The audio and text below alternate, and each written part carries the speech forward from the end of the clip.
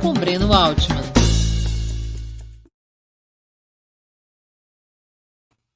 Bom dia! Hoje é 28 de julho de 2021.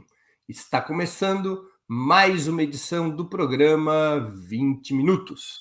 Nosso convidado é o advogado e educador Ronaldo Pagotto, um dos coordenadores do projeto Brasil Popular, sobre o qual iremos conversar nessa entrevista. Antes de começar a conversa, no entanto, gostaria de pedir que façam uma assinatura solidária de Opera Mundi em nosso site ou se tornem membros pagantes de nosso canal no YouTube. A imprensa independente precisa da sua ajuda para se sustentar e se desenvolver. Também peço que curtam e compartilhem esse vídeo, além de ativarem o sininho do canal. São ações que ampliam nossa audiência e nossa receita publicitária. Nossos espectadores e espectadoras também poderão fazer perguntas ao convidado nas áreas de bate-papo das plataformas.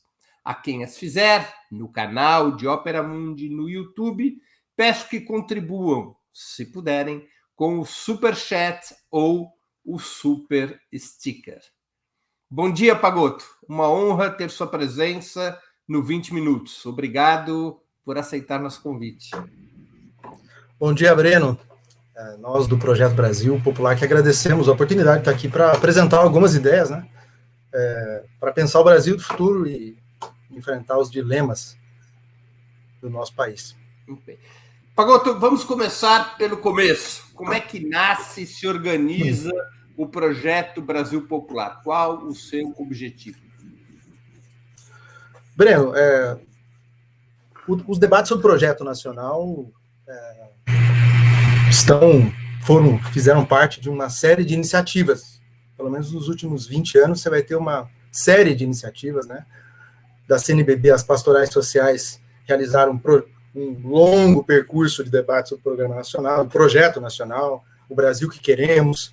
A Assembleia Popular, lá em 2005, também foi um processo que discutiu Projeto Nacional. A própria CMS tratou de pensar mais do que um programa emergencial.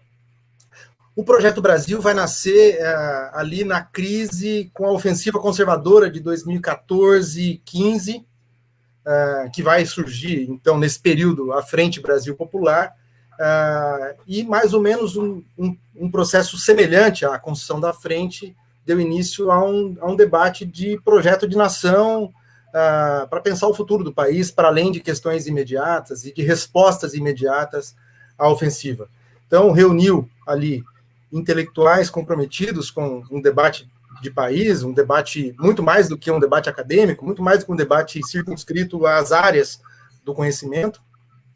As organizações populares, movimentos populares que têm acúmulo sobre diversos temas e são referência para esses temas, e centros de pesquisa, fundações como a Fundação Perseu Abramo, a Fundação Maurício Grabois, a Escola Nacional Florestan Fernandes, a Federação dos Engenheiros, enfim, reuniu instituições, digamos assim, de produção do conhecimento, de pesquisa, intelectuais do Brasil todo e organizações populares para pensar, acumular reflexões, reunir essas reflexões e compartilhar um pensamento que pudesse compreender questões imediatas, mas mais do que isso, pensar os problemas brasileiros em uma perspectiva, né? Pensar um projeto de curto e de médio prazo. De certa forma, esse processo ele está em curso ainda, né? Várias fases desse debate, não é um debate simples, tem muitas questões envolvidas e muitos temas que são também polêmicos, então esse percurso está sendo ainda caminhado, né? Mas foi a gênese esteve, então, localizada nesse período desse contexto com esses segmentos, né? Então, é isso que deu origem ao Projeto Brasil Popular, então, uma retomada ou uma continuidade de um longo debate sobre o Projeto Nacional. Pagotto, o objetivo do Projeto Brasil Popular é ter um programa de governo que unifique o conjunto da esquerda ou sua configuração vai além da disputa eleitoral? Breno, de certa forma, o surgimento do projeto ele se baseia em avaliações de que programa de governo a gente sempre consegue construir com alguma unidade, né? Nunca foi um problema no Brasil, na esquerda brasileira, a construção de programas de governo a cada 4 anos, e bons programas. O Projeto Brasil assumiu um desafio, digamos assim, complementar a esse, né? Não regido, digamos assim, pelo calendário eleitoral, tanto é que em 2018 o Projeto Brasil estava já em funcionamento e não apresentou o que seria uma plataforma ou ideias para um programa de governo. Isso aí é feito pelos partidos e é feito pelas candidaturas, principalmente. Obviamente que as ideias circulam e acredito que um conjunto de ideias produzidas no Projeto Brasil, assim como elas vieram de antes, também podem influenciar, mas ele não tem esse foco, né? Muito além disso, é debater questões nacionais muito mais amplas porque o programa de governo, a nossa compreensão é que ele tem limitações da própria estrutura federativa brasileira, né? Você pensar um programa de governo para presidente da República, ele vai respeitar os entes federados, vai respeitar as divisões dos poderes. Um projeto nacional, você tem que pensar um conjunto de questões que ultrapassa essas divisões ou a forma de organização do Estado. Então, acho que tem essas questões que também ajudam a pensar um projeto de uma maneira mais livre e mais ampla. Mas respondendo a sua pergunta objetivamente, não é direcionado para as eleições, embora acredito que um conjunto de ideias circulem e possam influenciar e ajudar na construção de programas mais amplos, enfim. Ou seja, a ideia é que, quando concluído o Projeto Brasil Popular, não tem um marco temporal de 1 ou 2 governos. Ele é um projeto, digamos, de médio e longo prazo, serve como um horizonte programático estratégico, é isso? Breno, esse é um bom debate, na verdade. Nós estamos desacostumados a pensar saídas para o país de médio prazo. Eu não vou nem dizer de longo prazo, de médio prazo. Em outros termos, esse tipo de iniciativa poderia ser feita pelos partidos políticos, né? Mas não foram feitos. Então, esse processo está sendo feito por uma espécie de consórcio, né? Muito mais amplo do que um partido ou outro. E acredito que ele tenha a pretensão, e isso acredito piamente, de pensar questões de médio, de longo prazo. Obviamente, tem alguns temas, Breno, que eles são muito imediatos. Não dá para pensar o tema do trabalho, não dá para pensar o tema da igualdade racial somente apontando para um futuro, uma questão longínqua. Tem outros temas que já tudo é muito estrutural. Dá um exemplo: ciência e tecnologia, né? Demografia é um dos temas de produção de síntese do Projeto Brasil. Como é que você pensa demografia, desenvolvimento regional, ciência e tecnologia como medidas imediatas apenas? Elas têm traços de projeto de futuro, né? Então, eu acredito que ele possa cumprir um papel, essa é a nossa pretensão, proposta, de promover um debate com a sociedade, principalmente um debate com os setores populares sobre esse Brasil do futuro que nós queremos construir. Então, são referências, né? Esse Brasil do futuro. E acredito que tenha esse marco de buscar influenciar nos debates e fazer um debate com a sociedade também, que é uma questão importante para politizar e, enfim, alargar os horizontes, porque a gente produz muito programas emergenciais. A gente tem muita facilidade, a esquerda brasileira, de construção de programas emergenciais, de programas imediatos e programas unitários, né? Mas esses programas ficam circunscritos a respostas pontuais e que são necessárias, são absolutamente centrais, né? Mas acabamos deixando de lado, ou fica para um segundo plano, pensar uma coisa mais de horizonte, mais de futuro, de médio prazo mesmo, né? Então, tem essa... Não sei se eu respondi, mas estou só apresentando algumas questões, porque são debates que estão em curso também, né? Pagotto, quais os partidos de esquerda e os principais movimentos sociais de caráter nacional que participam do Projeto Brasil Popular?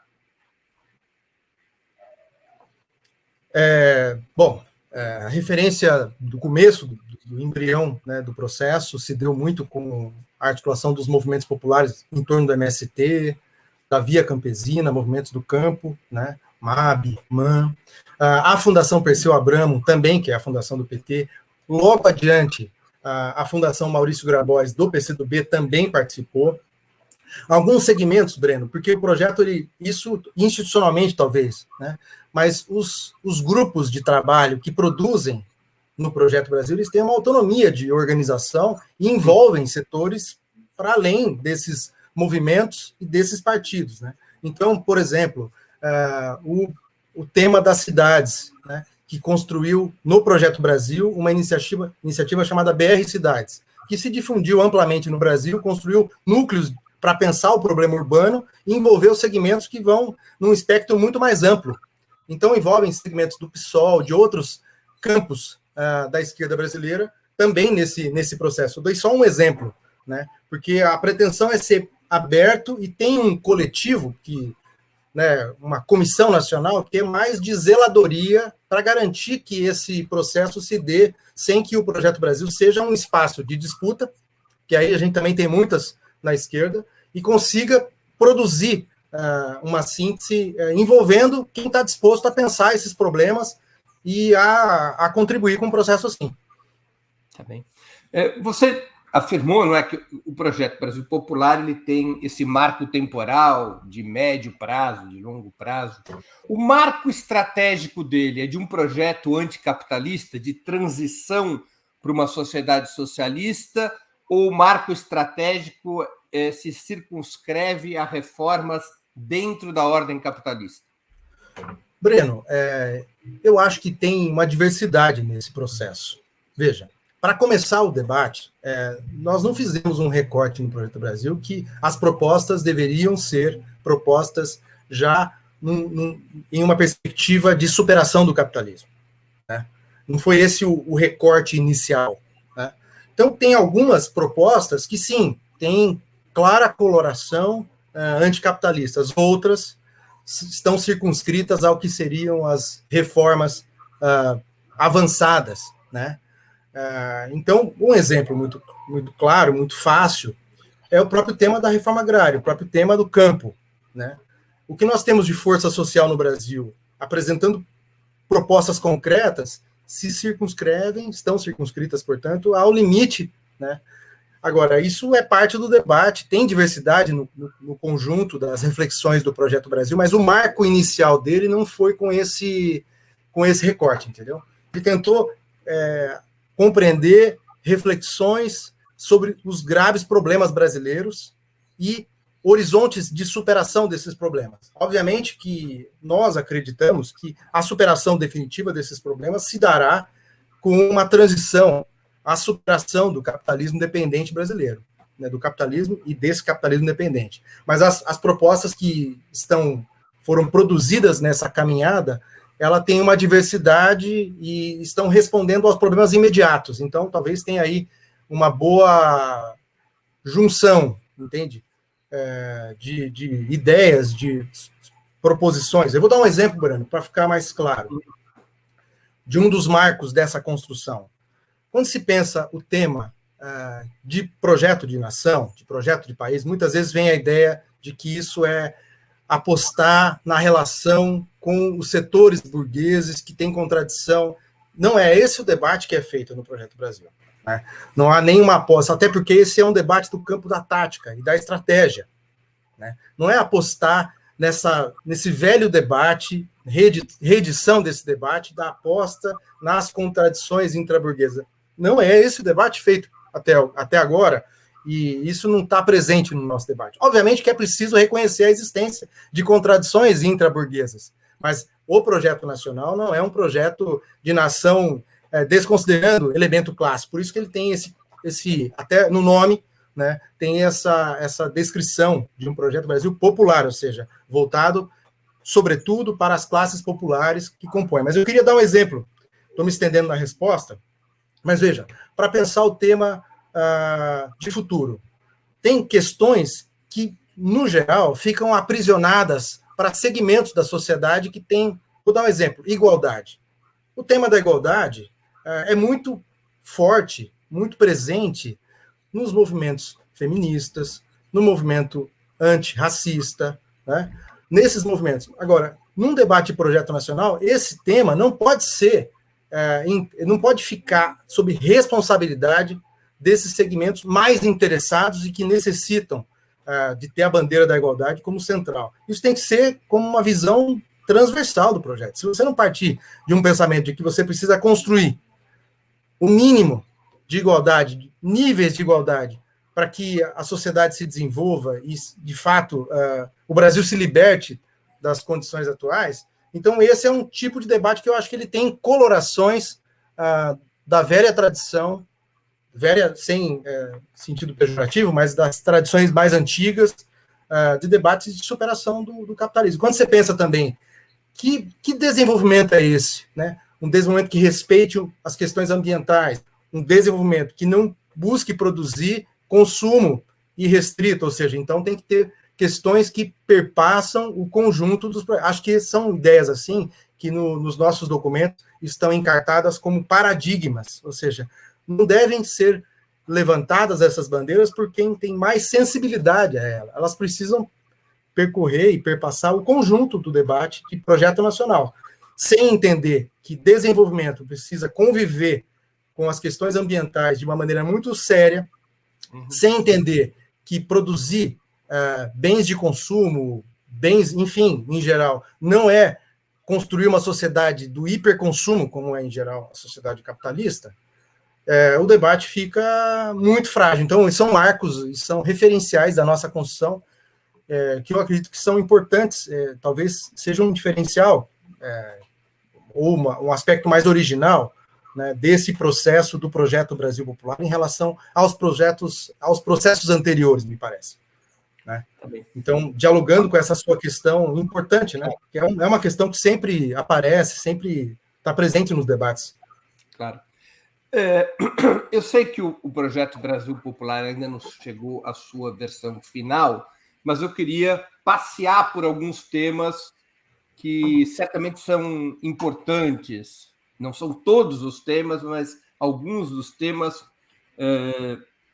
que talvez sejam os mais importantes. Eu vou começar perguntando como é que o Projeto Brasil Popular aborda a questão da democratização do Estado e da tutela militar, atualmente tão explícita na vida do país. Breno, talvez a gente não tenha, tem uma produção construída por um grupo muito sério, que produziu ao longo do tempo reflexões sobre o que precisamos para construir aqui uma democracia forte. Democracia forte não é só uma democracia com estabilidade, né, mas uma democracia com uma participação mais ativa da sociedade, ou aquilo que alguns autores têm chamado de uma democracia enraizada e com mais densidade e com mais participação.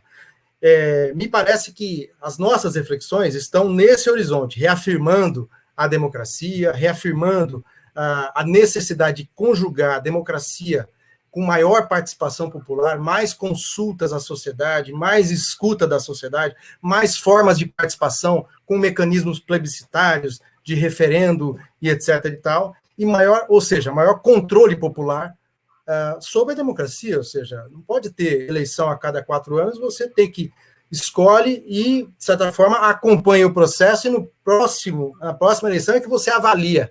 Então, isso tem. Agora, sob a tutela militar, Breno, eu acho que isso, no Projeto Brasil, a gente fica sempre com uma preocupação. Eu vou te expor essa preocupação, ela pode parecer que é uma fragilidade, mas eu acho que é um recorte, até uma escolha desse processo. Muitos temas estão quentes na conjuntura. Se o Projeto Brasil se debruçar sobre esses temas quentes da conjuntura e se posicionar sobre esses temas quentes, ele vai fazer um paralelo com espaços mais amplos e que tem que se posicionar sobre esses temas. Eu vou dar um exemplo aqui. O Projeto Brasil tem procurado, desde ele nasceu, de certa forma, em paralelo à Frente Brasil, mas buscou estabelecer relações, contatos, porque, de fato, são praticamente um espelho. Praticamente, porque tem diferença. Mas tem vários debates de conjuntura sobre essas posições que ele não... é um esforço para evitar que ele entre mergulhe numa posição cotidiana sobre temas da conjuntura para fortalecer os espaços unitários que têm esse papel como papel principal. Agora, tem formulação sobre esse tema, mas é nesse espírito, entendeu, Breno? De fortalecimento da democracia, de uma democracia mais participativa, a exemplo de vários processos que a gente já conhece, né?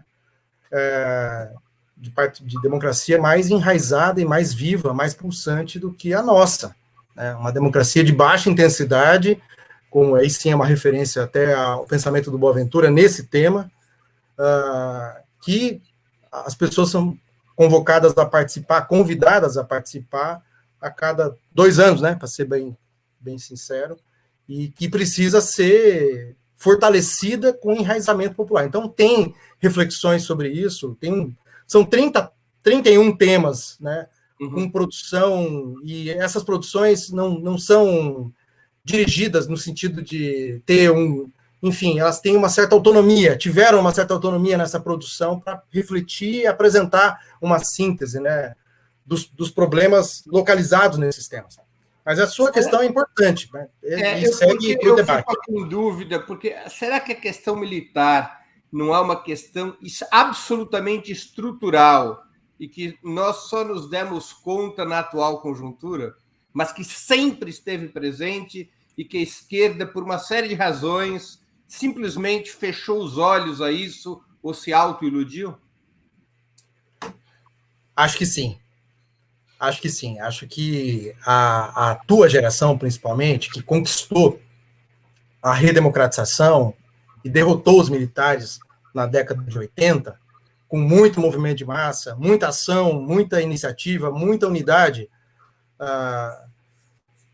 logo na sequência e na Constituinte, eu acho que esse tema ele ficou mais acomodado, adormecido, e, de certa forma, a participação dos militares nesse período, década de 90, e na primeira década de 2000, também foi bastante tímida, o que fez com que esse tema ficasse um pouco obscurecido, um pouco silenciado. Convenhamos, o tema emergiu, acredito que com 3 fatores, né, Breno? Os debates sobre a construção de um Plano Nacional de Defesa, o tema militar voltou à cena com muita força. Na sequência, os debates sobre a Comissão Nacional da Verdade, e na sequência, com a reação dos militares ao Plano Nacional à Comissão Nacional da Verdade, todo o processo, a participação mais ativa do que em qualquer período anterior, excetuando os períodos militares, dos militares na política, e aí com Bolsonaro a coisa ganhou outra coloração. Acho que sim, esse tema tem debates que misturam democracia e uma questão de soberania nacional, defesa, que são, de certa forma, temas correlatos e que estão presentes na nossa formulação. Tivemos seminários sobre o tema da defesa e soberania nacional, né, com boa síntese sobre esse tema, porque, de fato, é um tema quente, importante e que diz respeito, de certa forma, Breno, eu acho que diz respeito à moldura do Estado brasileiro e a sua relação com uma força como essa, que é tão importante e que acaba, nesse momento, cumprindo um papel tão nefasto, né, que lembra para a gente a história dos períodos do passado, né, os períodos tenebrosos. Uhum. Queria tratar um outro tema agora, a respeito de como o Projeto Brasil Popular o está abordando. Reforma tributária. Essa é uma das questões centrais do Projeto Brasil Popular. Que tipo de proposta vocês estão discutindo? Breno, a questão tributária, veja, aí eu queria chamar a atenção de uma questão. Assim. Nós fizemos uma opção no Projeto Brasil para conseguir fazer um debate de projeto nacional em fazer uma espécie de fatiamento dos temas em subtemas ou em grupos que foram organizados em grupos de trabalho. Mas muitas questões, muitas não, praticamente todas elas, me corrijo, elas se entrelaçam e uma coisa cai na outra. O tema tributário está presente em muitos dos debates. Então, o debate sobre financiarização, que é um debate que foi feito, tem uma produção no Projeto Brasil de já sínteses, né? Uma primeira versão, uma segunda, debates e mais debates, e agora indo para uma versão mais acabada, ele recai no debate, recai no tema da tributação. O próprio tema do tributário também produziu... o tema tributário, eu vou dizer, na nossa síntese, ele identifica as questões principais, que o problema principal, obviamente, não é taxar as grandes fortunas, mas essa é uma medida apresentada pelo grupo de tributação, né? O problema do desequilíbrio ou da injustiça tributária no Brasil, que recai sobre o consumo e não sobre a renda, esse talvez seja o tema estrutural da questão tributária. E uma terceira questão que eu colocaria aqui, que é o próprio debate da lei de responsabilidade fiscal, que tem ganhado quase áreas de consenso. Esse tema, de certa forma, desapareceu. Eu avalio, inclusive, que nas eleições de 2020 agora, no debate das prefeituras, 22. Em grande medida esse debate... Oi? 2022. Não, o debate passado. Não, o debate passado, das prefeituras. Das prefeituras. Perdão. Em grande, eu estou falando de uma observação, tá? Não claro, sou... Claro. O debate sobre esse tema, que sempre foi muito caro para a esquerda, né? Esse é um dos pilares do neoliberalismo no Brasil. Ele, de certa forma, desapareceu. Os marcos do debate estavam muito assim, o respeito ao caixa da prefeitura. Então, eu acredito que esse tema da questão tributária, ele tem a nossa... Eu disse assim, vou melhorar aqui, Breno. Vários temas no Projeto Brasil Popular, eles não inovaram. Eles apresentaram sínteses bastante conhecidas. Uhum. Né? Em alguns temas, eu acredito que há um brilho maior na nossa produção. Um deles é esse tema tributário. Ele reuniu um conjunto de pessoas que conhecem a estrutura do sistema tributário brasileiro e não nutrem por ela nenhuma... Né, entendem os nós, né? Por isso que eu disse aqui logo na abertura, né? O tema tem vários GT, vários grupos, ele aparece, né? Mas esse grupo de tributação tratou como central, o eixo estrutural dele, talvez, a injustiça, vamos dizer assim, o pecado capital, o pecado original do tema tributário brasileiro, que é o problema da tributação que recai sobre o consumo e não sobre a renda, e, portanto, recai na população, sobretudo nas camadas populares, né? Esse é vamos dizer assim, a proposta está estruturada em cima dessa afirmação. E, obviamente, que tem também um enfrentamento à lei de responsabilidade fiscal, que é uma atrocidade do neoliberalismo no Brasil, que vem ganhando ares de consenso nos setores mais amplos, mas nos setores populares também, com o exemplo que eu te dei das eleições de 2020, que esse tema praticamente desapareceu. Enfim, então, o tema tributário é um dos temas. Por exemplo, Breno, desenvolvimento regional. Como é que você promove desenvolvimento regional se você não trabalhar o tema tributário? Não enfrentar o tema tributário? Como é que você enfrenta o tema da industrialização se você não enfrentar o tema da tributação da importação? Né? Então, vários dos temas, principalmente no eixo da economia, recaem no problema tributário brasileiro, e eu acho que esse é um dos temas que nos deixou mais nos alertou mais, assim, o problema tributário brasileiro está se tornando um dos grandes problemas da economia brasileira, e isso não é resumir a taxar grandes fortunas, porque isso é uma das medidas, né? O centro é enfrentar esse desequilíbrio em que quem paga imposto no Brasil é o consumo, e são as camadas mais pobres do Brasil, né? E a renda é praticamente a taxação muito baixa. Mas, enfim, é boa a tua questão, porque esse é um dos temas mais caros, tema do desenvolvimento. Na resposta, você associou, vamos dizer assim, quase como irmãos siameses nas raízes dos problemas brasileiros, a questão tributária e a questão da financiarização.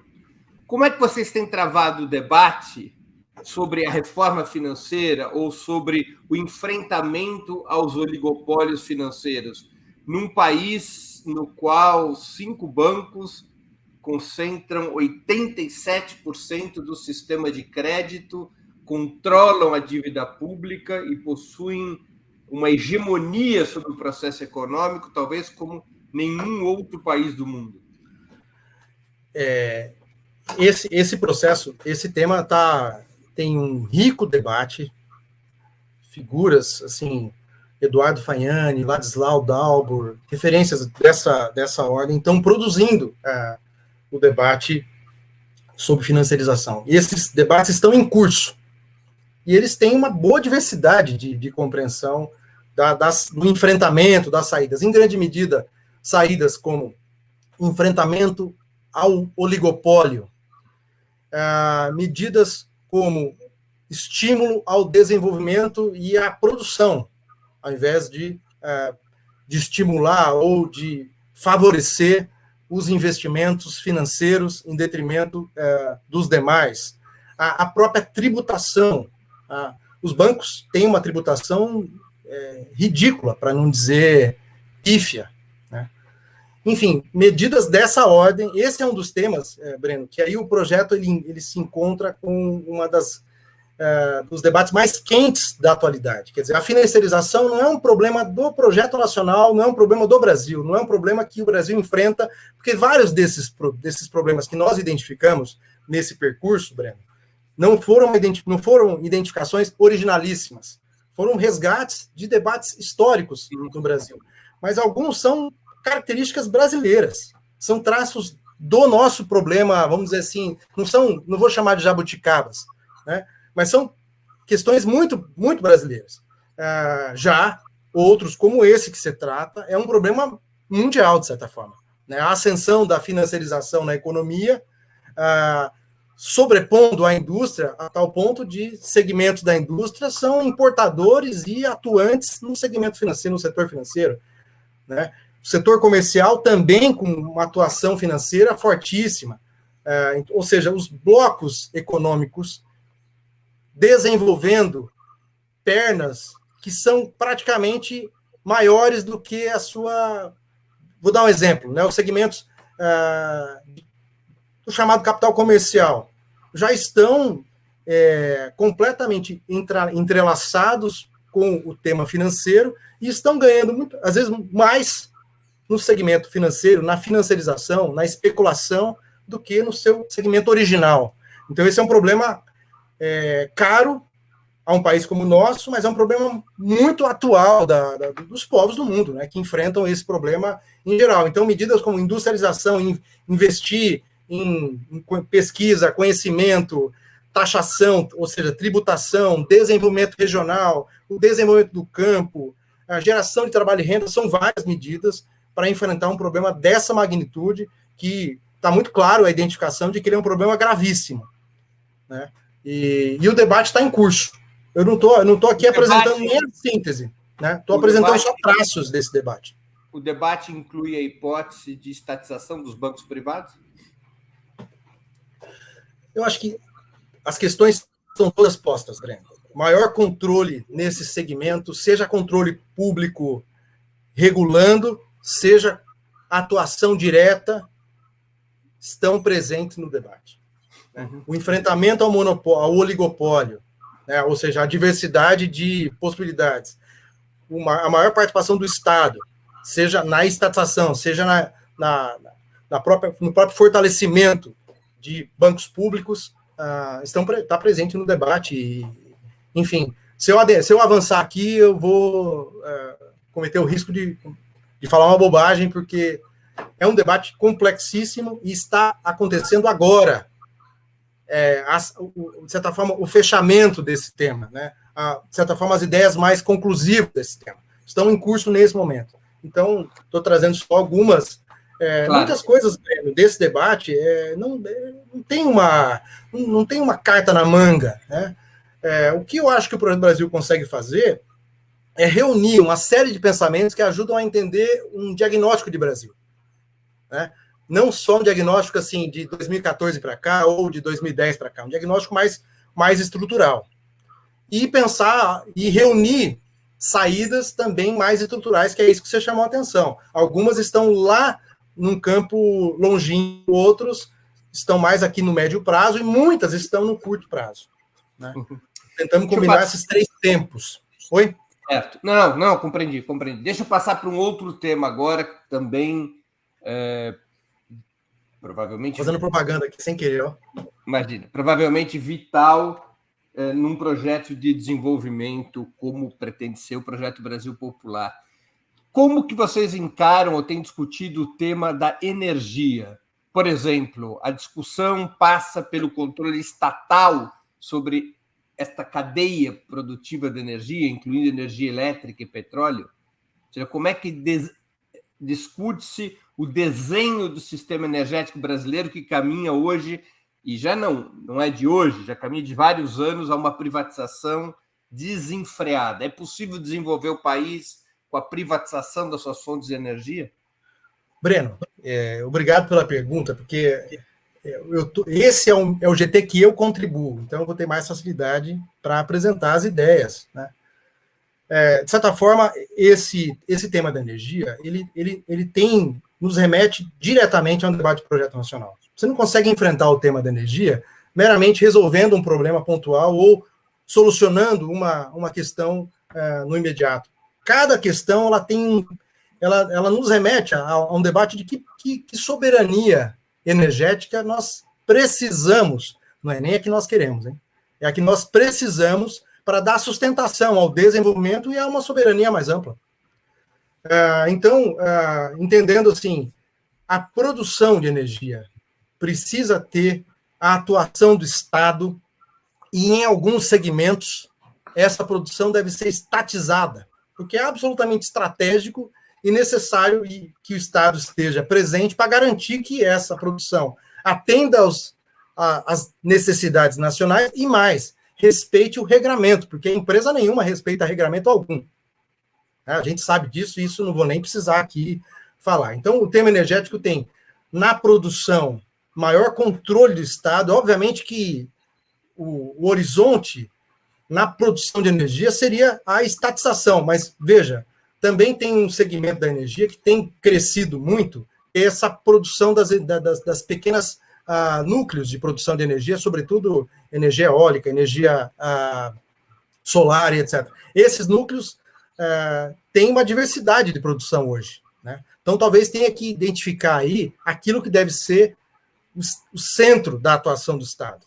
Acho que o centro da atuação do Estado deve ser a garantia da produção de energia para o desenvolvimento nacional e para a vida nacional. Então, aí, as nossas propostas são, sim, de estatização, controle público.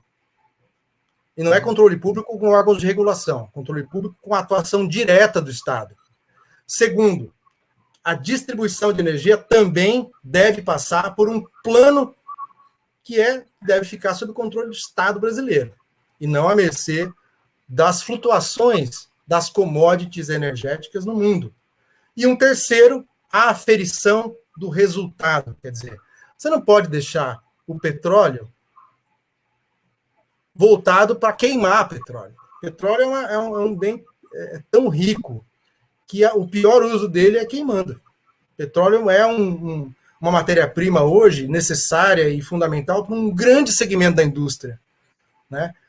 Transformar o petróleo, colocar o petróleo dentro de uma indústria muito mais do que queimar, muito mais do que esse destino, também é um dos desafios que você só vai resolver com um horizonte estratégico, um controle do Estado sobre a distribuição, sobre a comercialização. Quer dizer, você precisa ter também uma atuação estatal que restrinja, nesse segmento, a liberdade de comércio, a liberdade ao mínimo possível, porque isso deve ser controlado pelo Estado.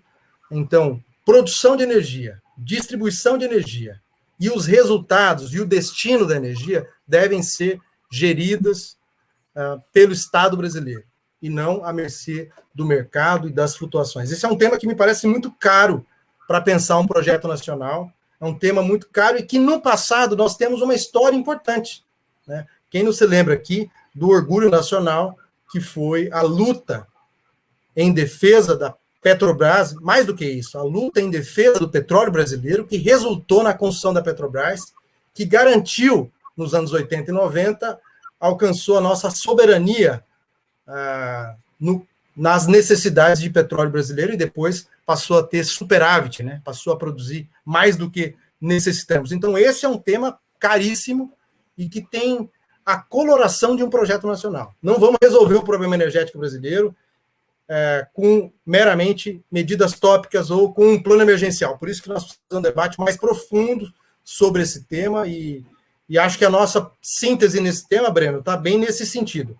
Maior presença do Estado nos setores estratégicos, produção, distribuição do produto final, do resultado, né, da energia, controlados pelo Estado e com grande participação estatal direta. Ou seja, não é regulação. Isso é um pouco do que a gente tem debatido, né? Claro. Nesse processo. A referência maior é o MAB, Movimentos Atingidos por Barragens, a própria Federação Única dos Petroleiros, a FUP, tem contribuído também com esse debate sobre o tema do petróleo, e outros segmentos eletricitários, outros segmentos ajudaram muito nesse debate, e são os construtores das propostas que foram apresentadas, estão apresentadas e disponíveis aí no nosso material. Uhum. Pagotto, o Brasil vem se transformando cada vez mais em uma nação extrativista, inserido primordialmente na divisão internacional do trabalho como exportador de produtos agrícolas e bens minerais, com uma queda acentuada na sua taxa de industrialização e, portanto, uma queda acentuada na qualidade do emprego, na modernização da economia brasileira. Seria possível reverter essa tendência?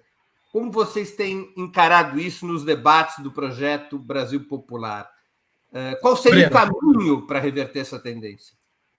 Breno, acho que esse é um dos problemas nucleares que originam debates e espaços como o Projeto Brasil.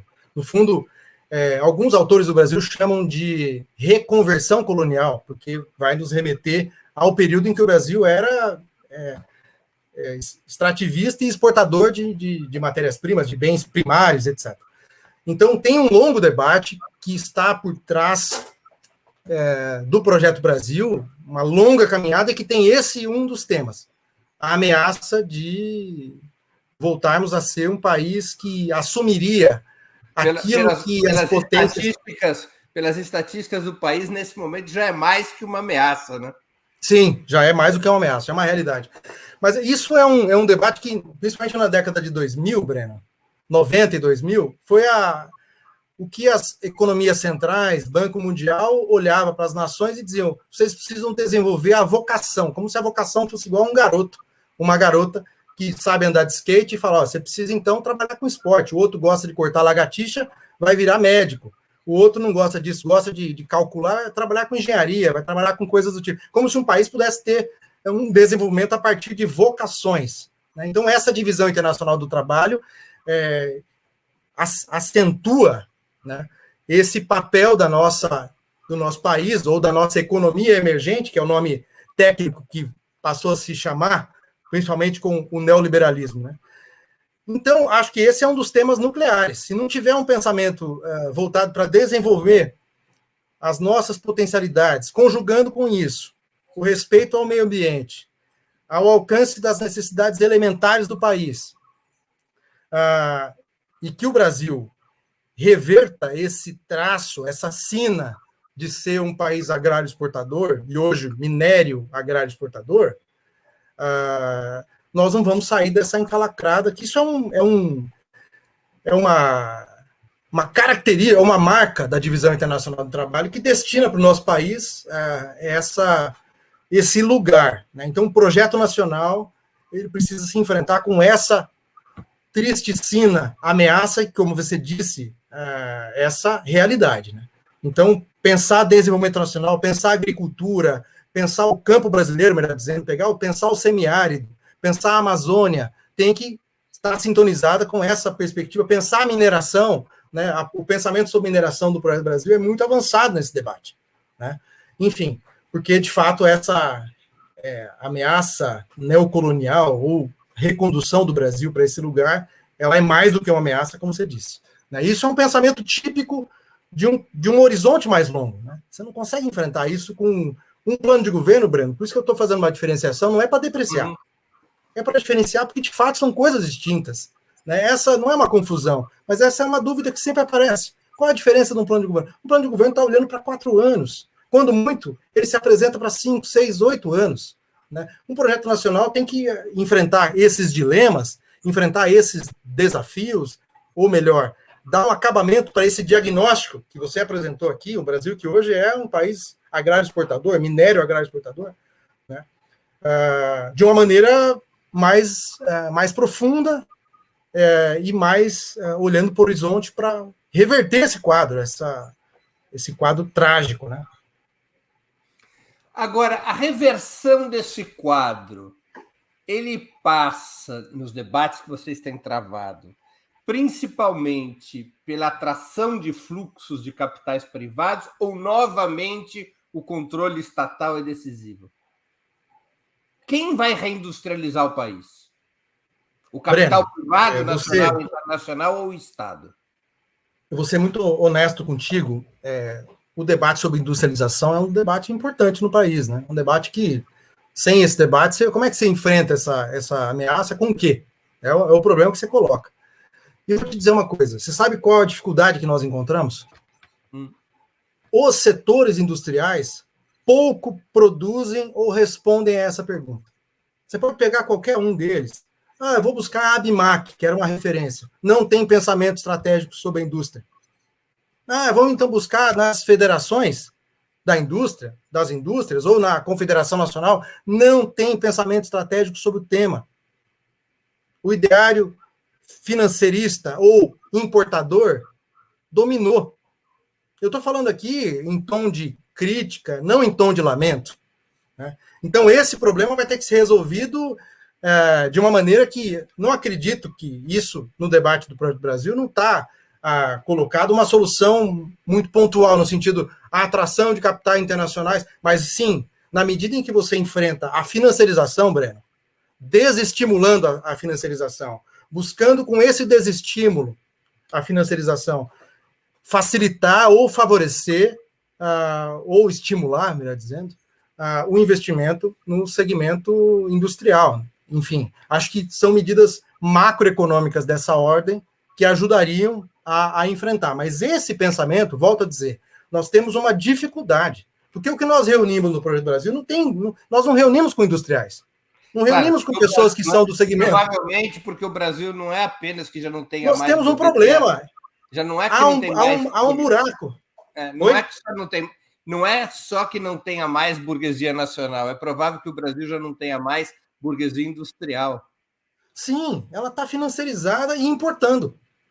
E preocupada com a realização do seu lucro no segmento financeiro. Então, aí, nós tivemos, vou dizer assim, eu te chamei a atenção, né? Tem algumas áreas do Projeto Brasil que nós conseguimos fazer um bom resgate de questões, de um diagnóstico, digamos, de problemas brasileiros naquela área, e proposições mais amplas do que o que seria um programa de governo ou circunscritas aos limites dos entes federados, tá? Agora, tem algumas outras que nós conseguimos ter produções mais brilhantes, digamos assim, né? Mais, não estou dizendo inovadoras, mas reuniu com mais clareza um pensamento mais ousado, mais original. Em outras, nós tivemos mais dificuldades. Essa é uma área com muita dificuldade, e eu vou dizer, esse debate tem dificuldade no Brasil inteiro.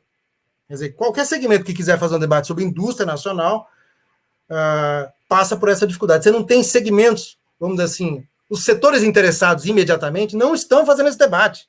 Você vai procurar esse segmento, você não ouve reflexão, você não encontra reflexão. Você vai procurar os textos, eles estão produzindo, estão surfando nessa onda da importação, são importadores, estão se dando por satisfeitos e atuando fortemente na área financeira. Então, esse é um dos temas que eu acho que são só medidas macroeconômicas estruturais, como eu disse aqui, o tema tributário e o tema do controle e o enfrentamento à financiarização, que poderia gerar um deslocamento ou um fortalecimento disso, mas sem a indução do Estado e a participação do Estado, ou seja, em grande medida, vários dessas lacunas precisam ser respondidas pela forte atuação e intervenção estatal na economia para desenvolver e para reconstruir. Um exemplo disso, Breno, para não ficar aqui dando palestra, ensinando a missa para o padre, mas o próprio segmento naval brasileiro,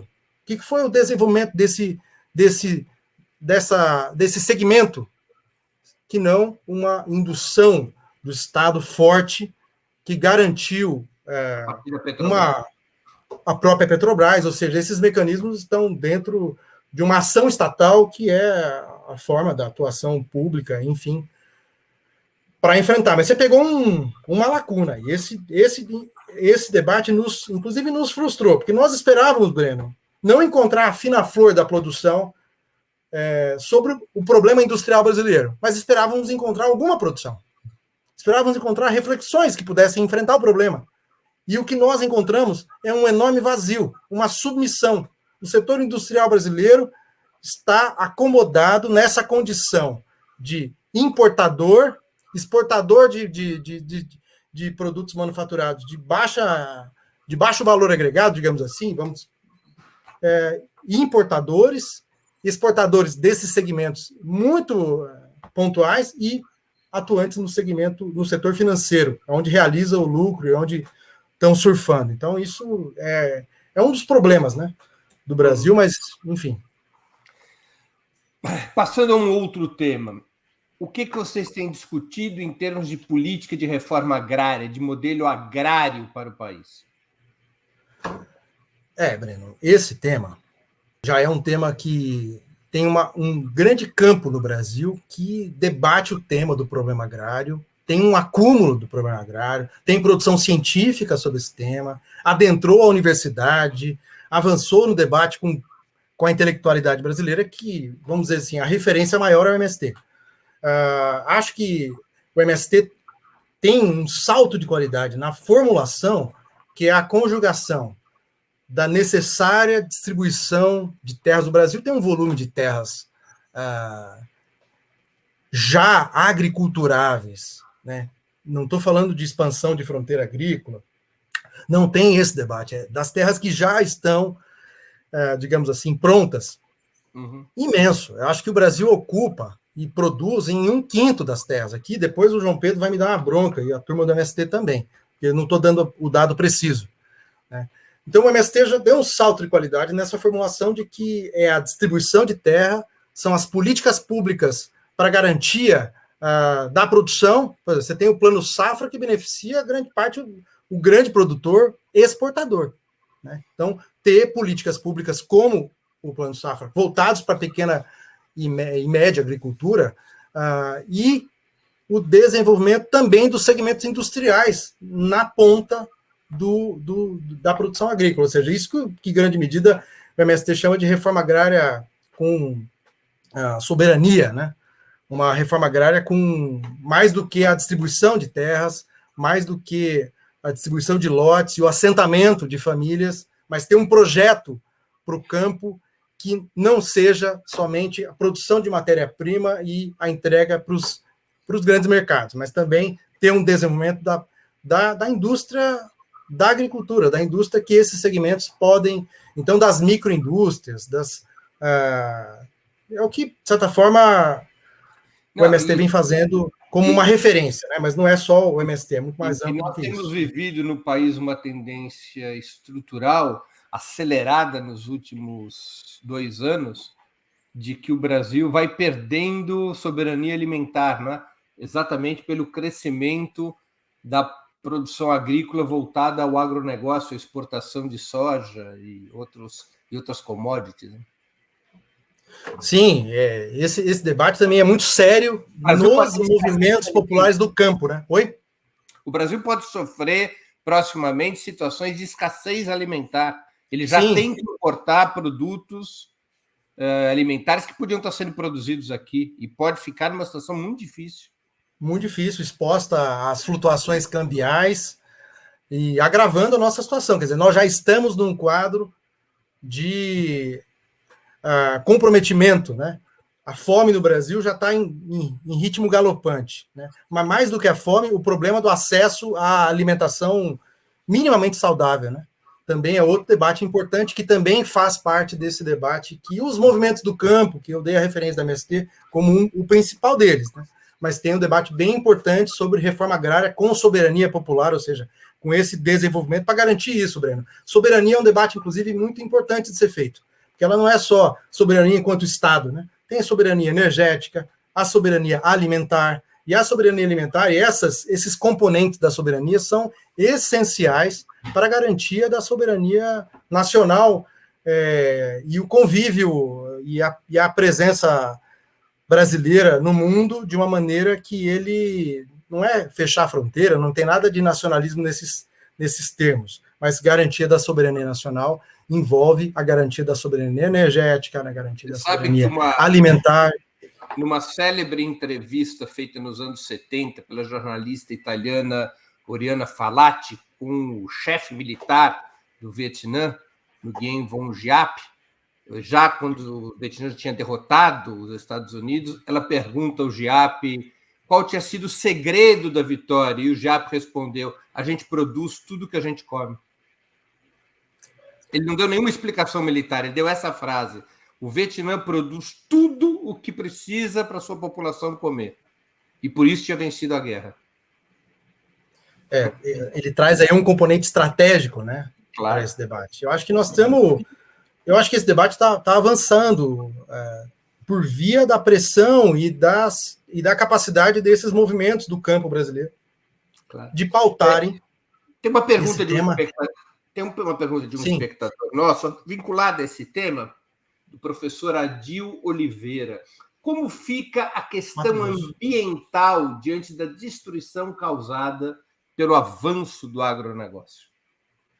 Sim, se você não conseguir pensar um projeto nacional, que alguns poderiam chamar um projeto de desenvolvimento soberano, um projeto de superação dessa recolonização em direção a um processo mais aprofundado de libertação, e conjugar com igualdade, diversidade, respeito e convívio com as questões ambientais, você vai repetir modelos ou vai criar uma saída absolutamente falsa. Quer dizer, você tem condições de desenvolver e de enfrentar os problemas nacionais, respeitando as questões ambientais.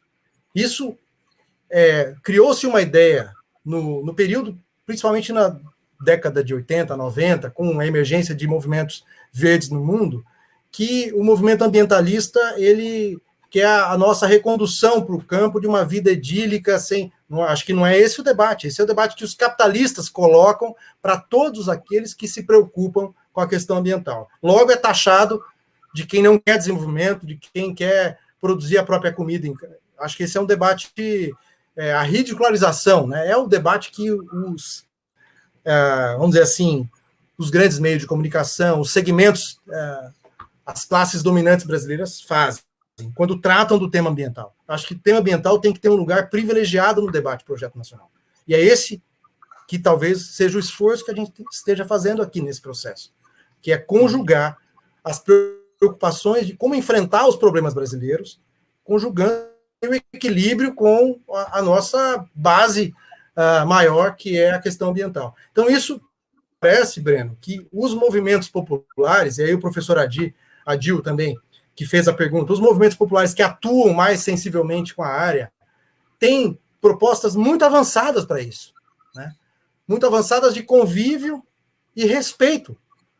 É dizer, o próprio movimento que luta por terra no Brasil, os movimentos, né, cito aqui o MST, a CPT, em vários outros, dizem, não há necessidade de avançar 1 centímetro a fronteira agrícola, não há necessidade de derrubar uma árvore para desenvolver a potencialidade agrícola brasileira. Não há necessidade. Isso são os movimentos que buscam assentar famílias, assentar milhares de famílias, buscam terra e dizem, não precisa de nenhum centímetro de desmatamento. É possível conviver, desenvolver e resolver. Breno, vamos falar o português claro. Seria possível resolver o problema agrário brasileiro sem comprometer em nada para as futuras gerações da questão ambiental. Seria possível de imediato. O Brasil tem é o que eu disse aqui do dado. Depois a gente calibra esse dado, mas eu acredito que seja em torno de 1/5 das terras agriculturáveis do Brasil estão em produção. Não é normal um negócio desse. Não é possível.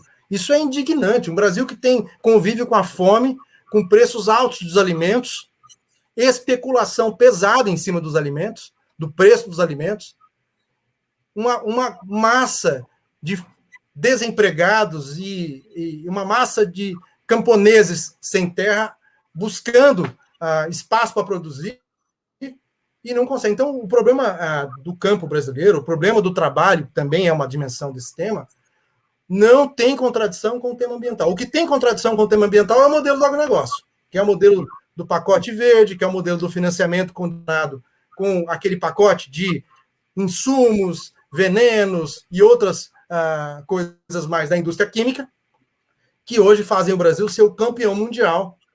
Campeão mundial, é uma coisa. O Brasil não é campeão mundial em nada, mas isso é. Oi? A expansão ilimitada da pecuária, que é o principal fator de desmatamento da Amazônia, né? Não. Deixa eu passar para um veneno outro... de maneira indiscriminada, a autorização de veneno no Brasil é galopante, tudo isso tem muita denúncia, campanhas e mais campanhas contra o uso intensivo e crescente e desregulado de venenos na nossa produção. O Brasil hoje, cada cidadão consome 5 litros de veneno, e nós não somos o campeão da produção agrícola e nem da pecuária.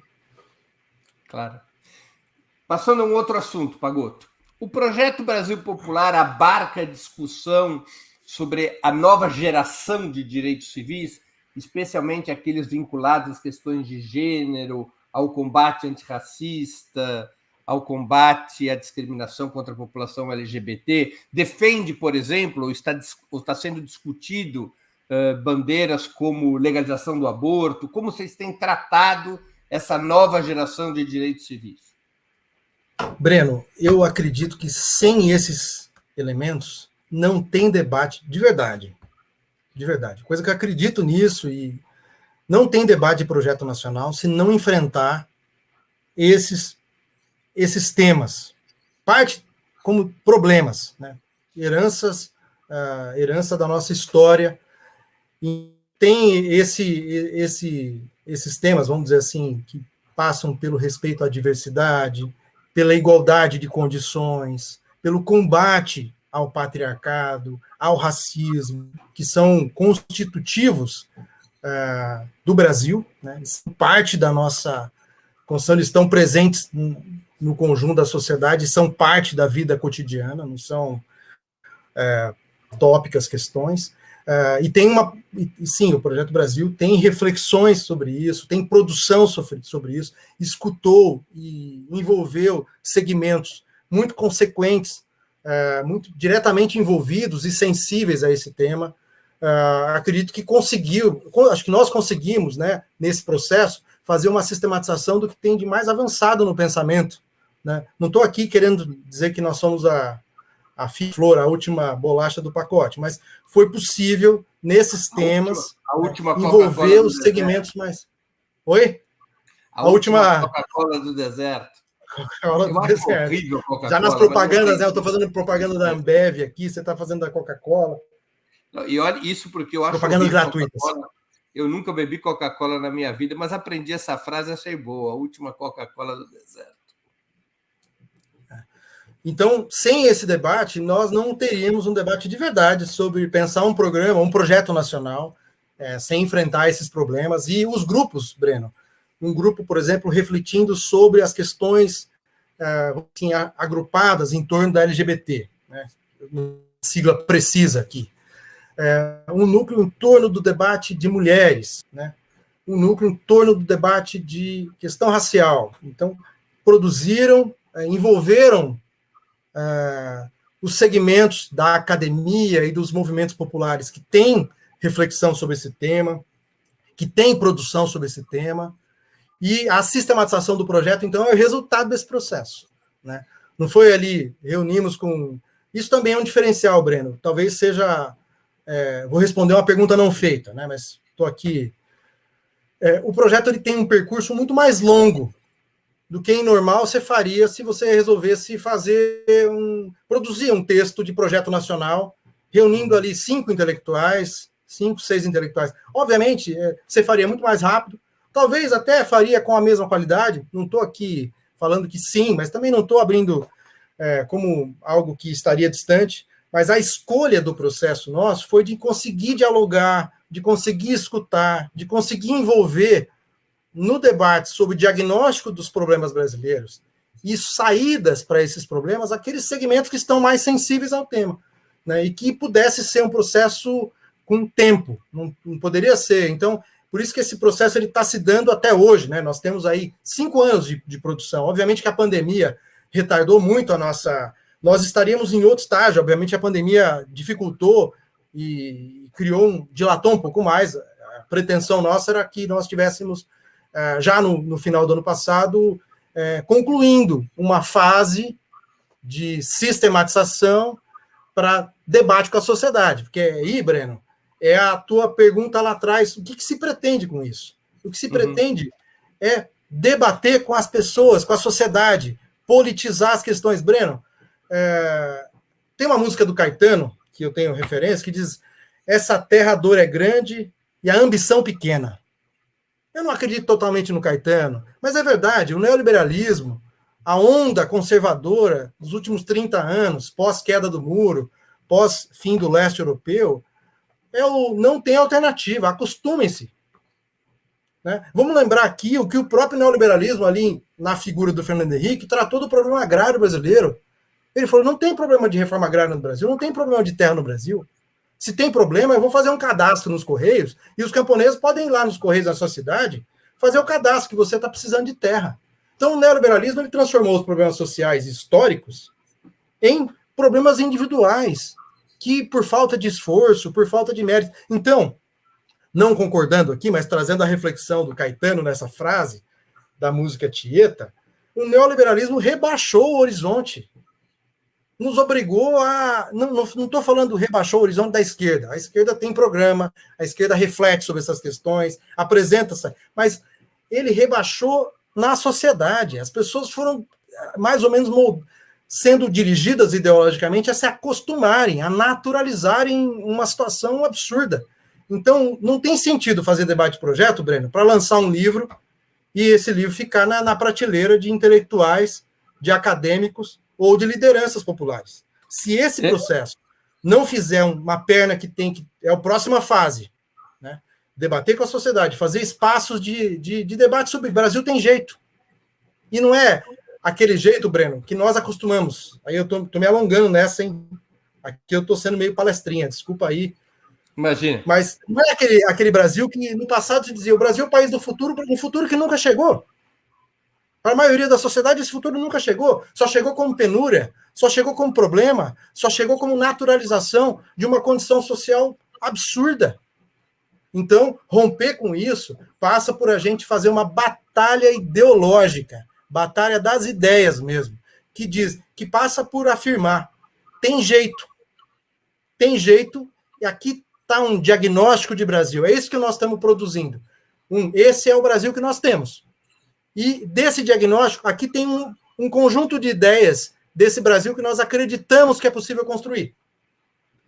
Para que tudo isso? Para debater com a sociedade, para ampliar o convencimento, para elevar a expectativa, a cobrança, o nível de pressão. Né? Não é para fazer, por isso que eu digo, não é para construir programa de governo, ainda que isso seja estratégico e necessário. Mas tem muita gente fazendo, e vai fazer no ano que vem, né? Mas é para construir... estabelecer um diálogo popular sobre o programa. É um debate, sim, mais do que programa. Que Brasil do futuro nós queremos construir? Nós precisamos construir. Aqui eu estou falando inspirado por referências que, no passado, trataram desse tema como um tema da vida. Celso Furtado. Um dos grandes temas do Celso Furtado foi tratado, uma ausência de um projeto nacional. Caio Prado. Referências como dessa ordem, né? Vai dizer: olha, se não tiver um processo de transformação profunda, de dar sentido para esse país, né, o que as classes dominantes brasileiras fazem dioturnamente é construírem a ideia de que não tem jeito, de que os problemas são responsabilidade do povo, falta de empenho, falta de esforço, falta das pessoas pouparem. A bobagem que a classe dominante brasileira defende é assim, eu espero que esteja muito forte nos livros de história do futuro, como uma das maiores vergonhas brasileiras. É uma classe dominante que não tem vergonha em defender o indefensável. Ela justifica isso que nós temos aqui, esse quadro de uma completa ausência de estrutura para as pessoas básicas. Nós estamos com uma fome endêmica de novo. Isso é uma vergonha, deveria ser um tema de debate nacional. E elas passam por isso meramente defendendo. Ou seja, o que eu estou dizendo aqui, finalizando, uma classe dominante como a nossa, de uma economia periférica, de um país periférico, ela precisa ser ainda mais perniciosa. Ela precisa ser ainda mais... Não que eu estou dizendo, acusando-a. Ela é mais perniciosa, ela é mais atrevida, ela é mais abusada, né? Ela é mais nojenta, porque ela precisa se defender e naturalizar e dizer que isso tudo é parte da vida, de uma condição absolutamente absurda. Então, se nós não conseguirmos, com esse debate de projeto nacional, encantar as novas gerações, debater amplamente, Breno, significa o quê?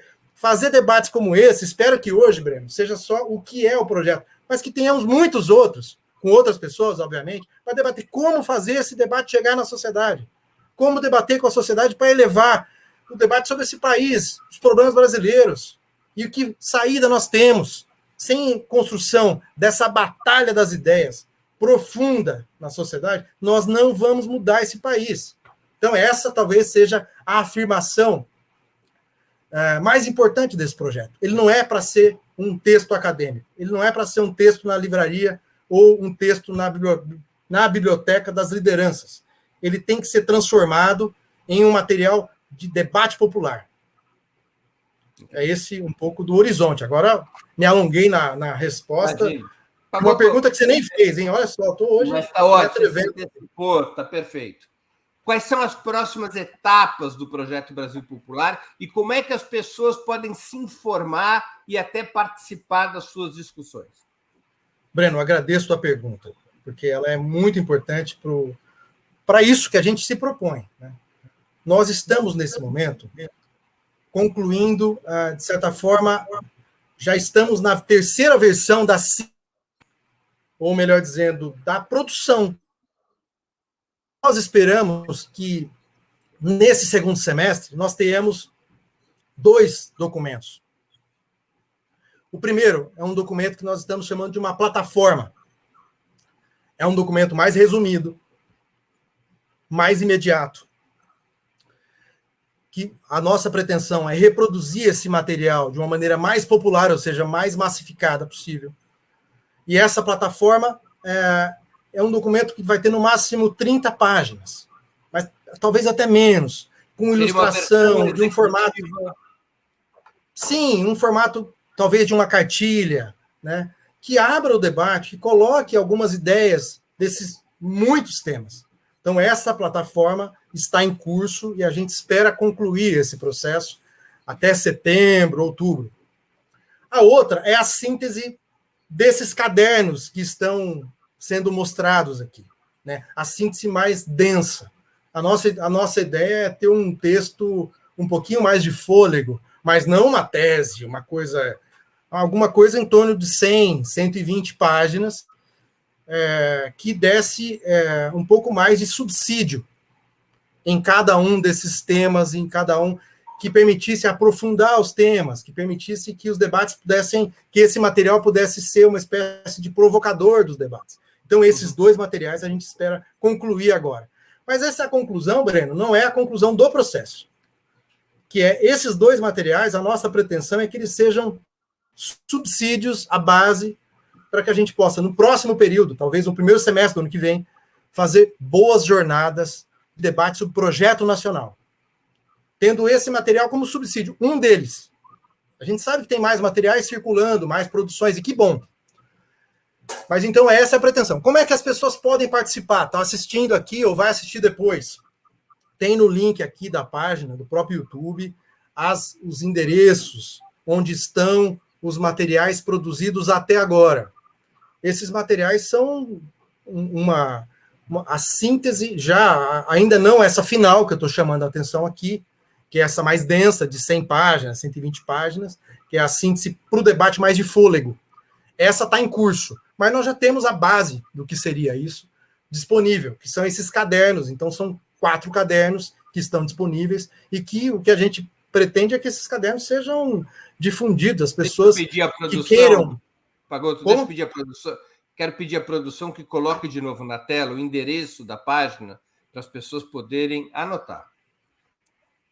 Legal. E, Breno, aqui no próprio YouTube, na nossa descrição da atividade de hoje, tem os links. A Laina já colocou os links para acessar esses documentos, então também fica fácil de visualizar.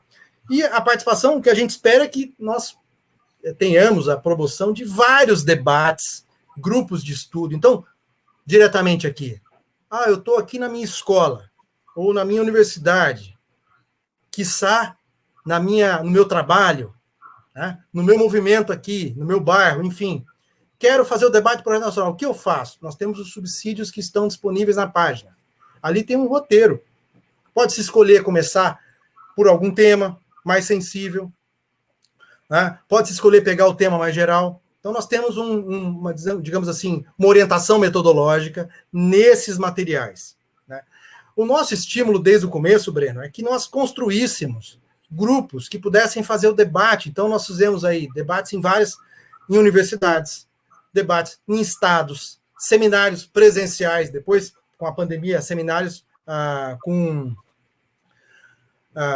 virtuais. Mas, enfim, essa é a forma de participar, de contribuir, e mais do que contribuir com um projeto dos outros, mas que isso seja um processo em que essas pessoas se envolvam mesmo, né? De fato, Breno, não estou falando isso aqui como uma jogando, né? De fato, o Projeto Brasil ele tem que ser envolvente, receber a contribuição, garantir a participação, né? E para isso nós temos um grupo, uma comissão que acompanha o dia a dia desse projeto e que atua como uma espécie de zeladoria para que as informações circulem. Quem quer saber e receber material, nós temos sempre a Tereza, que está acompanhando aqui o debate, que acompanha, difunde, ajuda a organizar debates, ajuda a organizar espaços, né? E nós fizemos dezenas, talvez até centenas de debates sobre o projeto nacional ao longo desses últimos 4 anos, em universidades, em movimentos, em espaços mais amplos e em espaços do Projeto Brasil mesmo. Tem uma pergunta do Igor Felipe Santos. Como o Projeto Brasil Popular vai incidir nas eleições, na campanha pela unidade da esquerda? Breno, eu acredito, vou dar a minha opinião muito sincera, eu acho que o Projeto Brasil talvez tenha várias respostas. Dependendo de quem estiver aqui, vai ter uma opinião, né? Mas a minha sincera opinião é que ele consiga influenciar, vamos dizer assim, a sua produção, para que nós tenhamos um debate programático mais avançado do que nos períodos anteriores, que consiga se conectar com esses problemas e apresentar saídas mais longínquas, né, respeitando e entendendo que as eleições sempre têm programas circunscritos, né, aos temas. Se é um programa de governador, vai estar lá preocupado com o governo do seu estado, mas, enfim, acredito que seja na influência, acredito que o esforço do Projeto Brasil é de tentar construir uma reflexão mais unitária. Inclusive, boa essa questão do Igor, porque em vários temas, Breno, nós identificamos diferenças. E nós, desde o princípio, dissemos, olha, o Projeto Brasil não pode ser um espaço que nós vamos criar embates para resolver, e no limite resolver numa votação. Alguns problemas são tópicos, algumas diferenças são tópicas, talvez até de diferença de olhar sobre o tema. Algumas são mais importantes. E a nossa ideia é que elas estejam presentes. Olha, sobre esse tema tem uma diferença de interpretação de como enfrentar. Então, isso também, talvez esse método seja um método que nós devamos... não estou aqui fazendo autoelogio, eu estou fazendo uma crítica. Esse método de buscar os pontos unitários, os pontos que nos unificam, talvez deva ser o caminho para a construção da unidade no próximo período. Muitas vezes a gente fica se aferrando nas diferenças e logo no primeiro debate a diferença aparece e ela trava o processo de construção da unidade. Então, eu acho que o Projeto Brasil ele fez esse esforço, né? Está fazendo ainda, porque ele está na sua juventude. Mas acho que na eleição do ano que vem, que ele tenha aí um conjunto de subsídios, e eu acredito que a militância que está no Brasil também tem uma grande parte dela que é ativa, né, nos partidos que estão apresentando e construindo candidaturas. E acredito que essa militância também fará com que essa produção, essas reflexões se faça presente e influencie. Eu acredito muito nisso, que esse processo ele transborde o Projeto Brasil, né? Ainda que ele não seja direcionado para as eleições, mas ele tem potencial para ter um conjunto de subsídios e de elementos de reflexão sobre o Brasil que, em algumas áreas, eu diria, afina a flor do pensamento sobre aquele tema, né? Eu diria várias áreas, né? Nós conseguimos reunir o que temos de mais avançado naquele debate. Então, de maneira assim, dando a minha opinião, né? Essa eu acho que pode ser a nossa contribuição para o ano que vem, para alargar as questões, ampliar o debate sobre problemas nacionais, desnaturalizar problemas que são uma vergonha no Brasil, e dar elementos para essas candidaturas fazerem o debate, porque também eu acho que essa é uma dimensão da candidatura do ano que vem, das candidaturas, para todas as áreas, que elas consigam também ajudar a pautar saídas para o Brasil, mais do que a saída pontual, imediata, e a grande saída que a gente sabe que é derrubar algo e derrotar o Bolsonaro, que acho que é o centro da saída do ano que vem. Mas mais do que isso, alargar o horizonte dos problemas brasileiros e que eles têm saída, e que essa saída não é acostumarmos com o que a classe dominante diz para o povo, que não tem alternativa, que precisa se acostumar com isso. Se acostumar com essa vida, se acostumar com essas características, se acostumar com a recondução neocolonial do Brasil ser agrário exportador, enfim. Pagotto, a gente está chegando no fim da entrevista. Eu vou te fazer duas perguntas que eu sempre faço aos convidados. A primeira delas é qual livro você leu ou está lendo durante a pandemia e gostaria de sugerir aos nossos espectadores. A segunda é qual filme ou série assistiu ou está assistindo e poderia indicar a quem nos acompanha. Breno, eu li um livro, mas eu não vou indicar. Eu li recentemente o livro do Eduardo Cunha. Não vou indicar, mas haja estômago, né? Pensa. Mas eu li um livro que me marcou muito, eu gosto muito desse livro, é o Balas de Washington, publicado pela Expressão Popular, do Vijay Prachad, um jornalista e um dirigente que, inclusive, esteve com vocês entrevistaram, né? Uma figura muito importante, uma referência aí, um jornalista que acompanha há muito tempo esse tema, e sobre os tentáculos da CIA nos golpes de Estado e em articulações dessa natureza. Acho importante porque o debate do imperialismo segue sendo uma chave de interpretação. Eu vou pedir para compreender os desafios novamente a capa do livro, para as pessoas poderem ver de que livro se trata, anotar. Então, é o livro do Vijay Prachad, Balas de Washington, uma história da CIA, golpes e assassinatos, da editora Expressão Popular. Basta ir ao site da editora, ela tem um serviço de aquisição de livros pela internet, não é isso?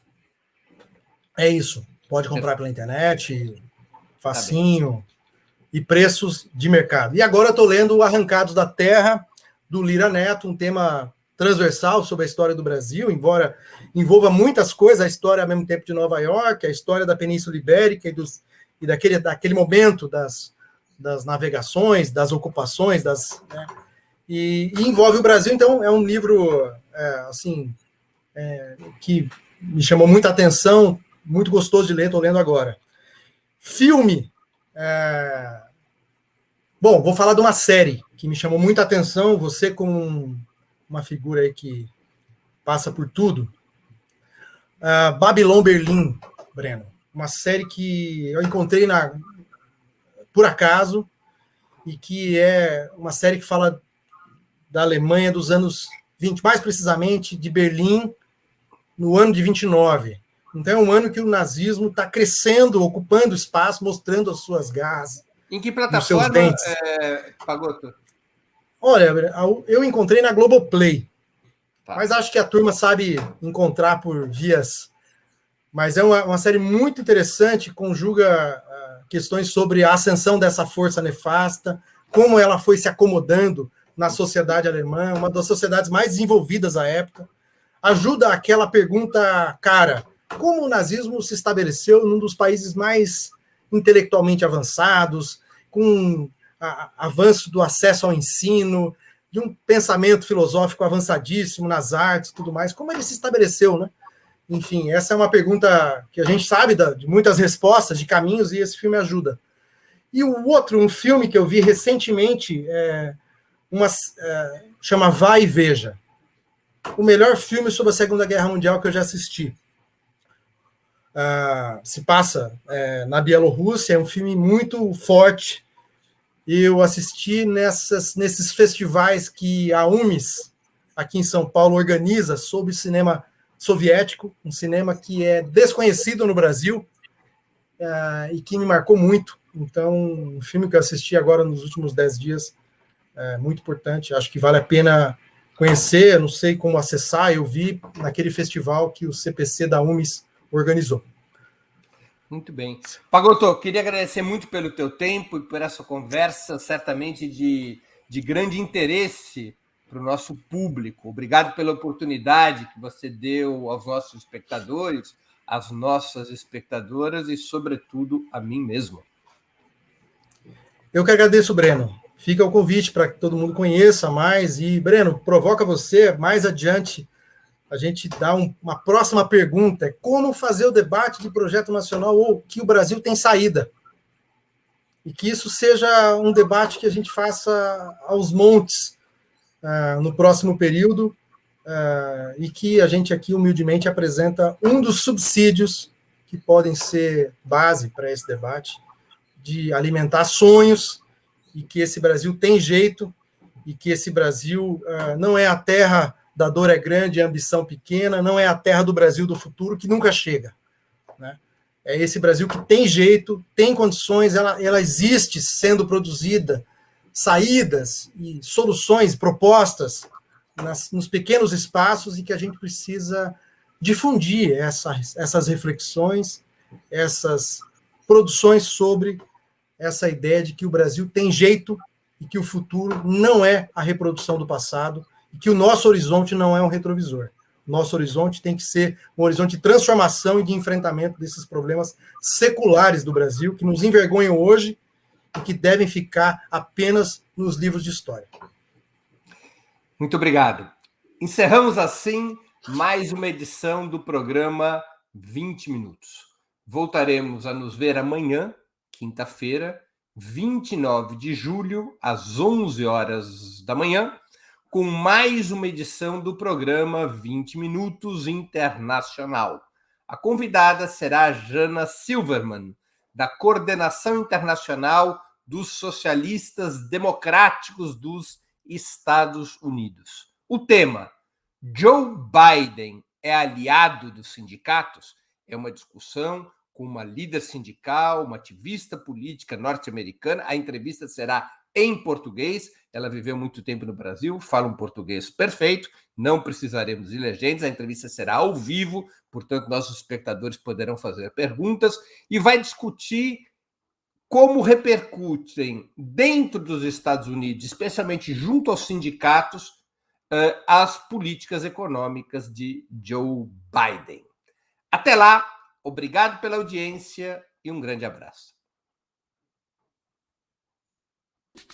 Para assistir novamente esse programa e a outras edições dos programas 20 Minutos, se inscreva no canal do Opera Mundi no YouTube. Curta e compartilhe nossos vídeos, deixe seus comentários. O jornalismo de Opera Mundi é mantido com o seu apoio. Faça uma assinatura solidária em www.operamundi.com.br. Com um pequeno valor mensal, você nos ajuda no desenvolvimento de um jornalismo independente e de qualidade. Obrigado pela audiência e até a próxima.